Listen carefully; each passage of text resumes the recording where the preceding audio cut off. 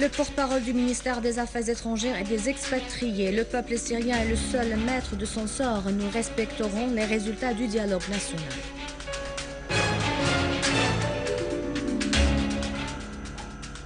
Mokdessi, la Syrie fait l'objet d'une campagne médiatique extérieure sous prétexte de l'utilisation par Damas d'armes de destruction massive.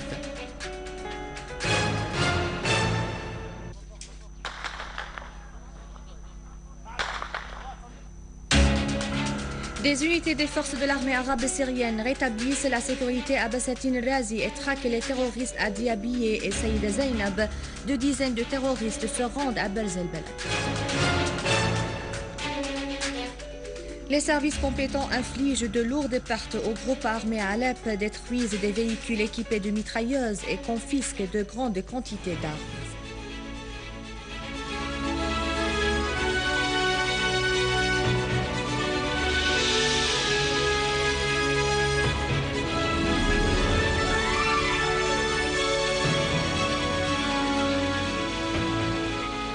Bonsoir, tout de suite le journal. Le ministère des Affaires étrangères a affirmé avoir suivi la campagne médiatique et politique extérieure contre la République arabe syrienne.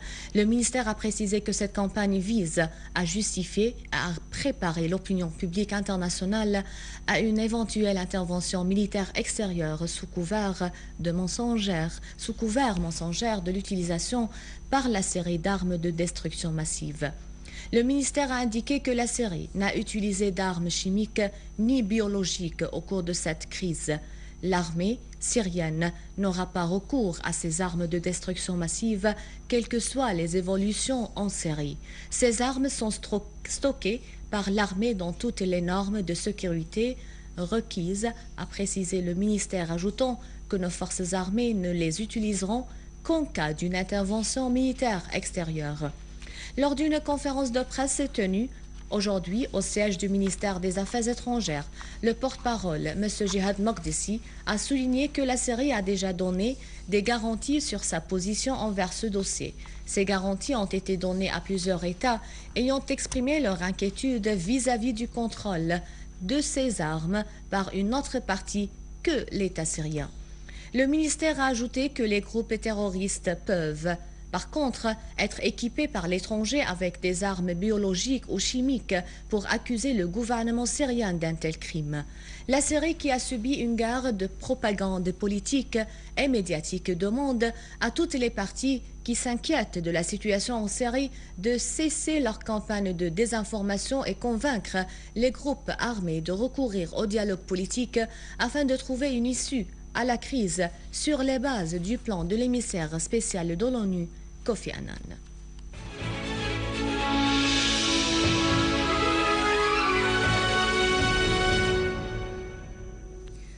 L'armée arabe syrienne qui a purifié 2 quartiers de Damas, Al-Midan et Al-Qaboun, en neutralisant les groupes terroristes, a souligné l'existence des terroristes de nationalité arabe, jordanienne et égyptienne, ainsi que autres qui participaient aux accrochages en Syrie.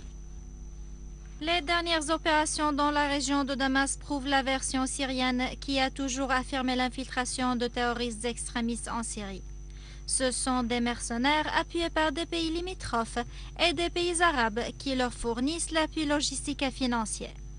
L'armée a nettoyé les quartiers d'El-Midan et Al-Qaboun à Damas de tous les mercenaires et terroristes et y a rétabli la sécurité. Cette opération a permis de dévoiler la présence sur le terrain en Syrie de dizaines de terroristes de nationalité turque et tunisienne, infiltrés à partir de la Turquie pour porter atteinte à la sécurité des Syriens. Certaines agences de presse occidentales ont noté l'infiltration de plus de 150 mercenaires de différentes nationalités arabes et africaines qui ont tenté de contrôler le poste frontière de Bab el-Hawa entre la Syrie et la Turquie. L'agence France Presse a précisé que ces mercenaires appartiennent à des confessions extrémistes et sont armés de mitrailleuses lourdes et de lance-roquettes. De même, le quotidien britannique Times a signalé que les soi-disant révolutionnaires en Syrie ne sont en fait que des mercenaires financés, entraînés et armés par des États hostiles à la Syrie en vue de semer le chaos et l'insécurité dans ce pays. Et à Idlib, les forces de l'ordre ont arrêté un groupe terroriste armé dans la région Al-Rouj. Le groupe terroriste a subi de lourdes pertes et 5 de ses membres, Mohamed El-Beik, Khaled Issa, Abd El-Majid Jadouh, Nassif El-Ahmed et Satouf Ramadan ont été tués. Et les services compétents à Deir ez-Zor ont poursuivi hier soir la traque des résidus des groupes terroristes armés dans les quartiers Al-Hamidia et Deir el-Atiq, leur infligeant de lourdes pertes. Citant une source du gouvernorat, le correspondant de l'agence syrienne SANA a indiqué que les services compétents ont confisqué des armes qui étaient en possession des terroristes.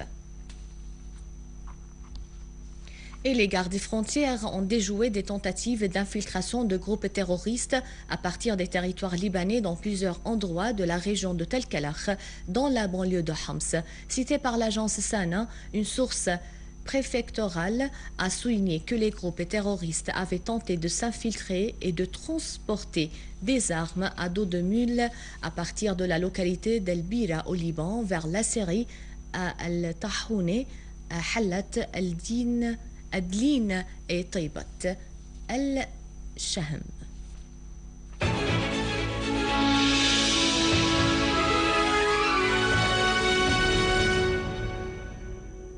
Des sources proches de la CIA ont souligné l'implication d'un service de renseignement étranger dans l'attentat qui a frappé le siège de la sécurité nationale à Damas la semaine dernière. Cet attentat n'a pas été exécuté par une voiture piégée utilisée par un groupe terroriste armé. Il s'agit probablement d'une opération plus complexe exécutée par un service de renseignement bien infiltré et capable de mener une telle opération au cœur même de la sécurité nationale. Certains indices se dirigent vers l'implication de la Turquie dans cette affaire. Le pouvoir turc sur place pourrait être impliqué et possède la motivation et les moyens de mener une telle agression, soit indépendamment, soit en collaborant avec les services américains. Le président du Conseil iranien de la Shura, Ali Larijani, a mis en garde contre les tentatives de certains pays de pousser vers une intervention militaire en Syrie, en dehors du cadre du Conseil de sécurité de l'ONU. De telles tentatives permettraient une répétition de ce scénario par d'autres pays et auraient de vastes répercussions sur les pays voisins de la Syrie, a averti Larijani. Si un pays qui n'est pas en mesure d'obtenir l'approbation du Conseil de sécurité se donnerait le droit de lancer une attaque contre la Syrie avec la participation de quelques autres pays, cela signifie que tous les États auront le droit de le faire et par conséquent, il y aura différents champs de bataille et différentes volontés, a-t-il poursuivi. Une telle intervention militaire ferait de la Syrie une arène de conflit entre les différentes puissances au lieu de ramener le calme dans le pays et le peuple syrien en paiera le prix fort, a estimé Larijani.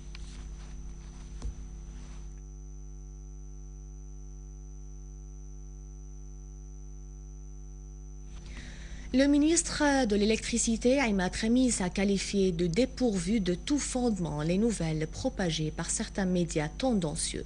Ces médias servent un agenda extérieur hostile et exploitent tout incident dans sa propagande contre la Syrie. Dans une déclaration faite à Sanaa, le ministre a souligné que certaines ruptures dans les régions de Damas, Daraa et Souaïda ont été du fait de pannes graduellement réparées. Il a affirmé que le courant a été rétabli dans ces régions quelques heures après la panne.